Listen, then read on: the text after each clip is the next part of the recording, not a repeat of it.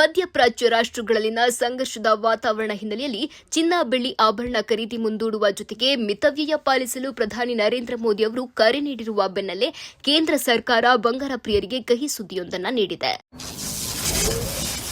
ಚಿನ್ನ ಮತ್ತು ಬೆಳ್ಳಿಯ ಬೆಲೆ ಮತ್ತಷ್ಟು ಏರುವ ಮುನ್ಸೂಚನೆಗಳ ನಡುವೆ ಕೇಂದ್ರ ಸರ್ಕಾರ ಚಿನ್ನ ಮತ್ತು ಬೆಳ್ಳಿಯ ಮೇಲಿನ ಆಮದು ಸುಂಕವನ್ನು ಶೇಕಡಾ 6ರಿಂದ ಶೇಕಡಾ 15ಕ್ಕೆ ಹೆಚ್ಚಿಸಿ ಆದೇಶ ಹೊರಡಿಸಿದೆ. ಈ ನಿರ್ಧಾರ ದೇಶದ ವಿದೇಶಿ ವಿನಿಮಯ ಮೀಸಲು ನಿಧಿಯನ್ನ ರಕ್ಷಿಸುವುದು ಮತ್ತು ಆಮದು ಅವಲಂಬನೆ ಕಡಿಮೆ ಮಾಡುವ ಉದ್ದೇಶದಿಂದ ತೆಗೆದುಕೊಳ್ಳಲಾಗಿದೆ ಎಂದು ಆದೇಶದಲ್ಲಿ ತಿಳಿಸಲಾಗಿದೆ. ಆಮದು ಸುಂಕ ಹೆಚ್ಚಾದ ಬೆನ್ನಲ್ಲೇ ದೇಶೀಯ ಮಾರುಕಟ್ಟೆಯಲ್ಲಿ ಚಿನ್ನ ಮತ್ತು ಬೆಳ್ಳಿಯ ಬೆಲೆಗಳು ತಕ್ಷಣವೇ ದುಬಾರಿಯಾಗಲಿದೆ. ಮುಂಬರುವ ಹಬ್ಬ ಹಾಗೂ ಮದುವೆ ಸೀಸನ್ಗಳಲ್ಲಿ ಆಭರಣ ಖರೀದಿಸುವ ಗ್ರಾಹಕರಿಗೆ ಮೇಕಿಂಗ್ ಚಾರ್ಜ್ ಹಾಗೂ ಜಿಎಸ್ಟಿ ಜೊತೆಗೆ ಈ ಹೆಚ್ಚುವರಿ ಸುಂಕದ ಹೊರೆಯು ತಟ್ಟಲಿದೆ. ಹೊಸ ನಿಯಮದ ಪ್ರಕಾರ ಚಿನ್ನ ಮತ್ತು ಬೆಳ್ಳಿಯ ಮೇಲೆ ಶೇಕಡಾ 10 ಮೂಲ ಕಸ್ಟಮ್ ಸುಂಕ ಹಾಗೂ ಶೇಕಡಾ 5 ಕೃಷಿ ಮೂಲ ಸೌಕರ್ಯ ಮತ್ತು ಅಭಿವೃದ್ಧಿ ಸೆಸ್ ವಿಧಿಸಲಾಗುತ್ತದೆ. ಇವುಗಳನ್ನು ಸೇರಿಸಿದಾಗ ಒಟ್ಟು ಆಮದು ತೆರಿಗೆ ಶೇಕಡಾ 15ಕ್ಕೆ ತಲುಪುತ್ತದೆ. ಚಿನ್ನದ ಬೆಲೆ ಈಗಾಗಲೇ ಗಗನಕ್ಕೇರಿರುವ ಹಿನ್ನೆಲೆ ಈ ತೆರಿಗೆ ಹೆಚ್ಚಳವು ಇನ್ನಷ್ಟು ಬೆಲೆ ಏರಿಕೆಗೆ ಕಾರಣವಾಗಬಹುದು ಎಂದು ಮಾರುಕಟ್ಟೆ ತಜ್ಞರು ಅಭಿಪ್ರಾಯಪಟ್ಟಿದ್ದಾರೆ. ಆಮದು ಸುಂಕ ಹೆಚ್ಚಾದರೆ ದೇಶೀಯ ಮಾರುಕಟ್ಟೆಯಲ್ಲಿ ಚಿನ್ನದ ಬೆಲೆ ನೇರವಾಗಿ